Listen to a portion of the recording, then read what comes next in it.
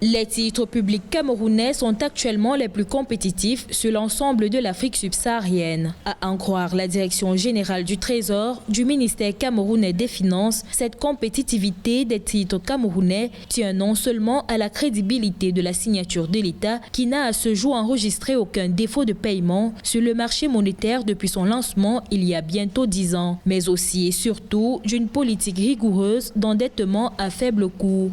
Le Cameroun est aujourd'hui le seul pays au sud du Sahara qui s'endette encore à des taux d'intérêt de moins de 3% pour les titres de courte maturité et de moins de 7% pour les maturités longues. Ce 6 mai 2020, le Cameroun a d'ailleurs effectué une émission historique sur le marché des titres publics de la Banque des États de l'Afrique centrale, BEAC. Pour la première fois depuis le lancement de ce marché en 2011, ce pays de la CEMAC a émis des obligations du Trésor assimilables à 10 ans de maturité, rémunérées à un taux d'intérêt de 7%. Une opération au cours de laquelle le Trésor public camerounais espère pouvoir mobiliser une enveloppe de 25 milliards de francs CFA.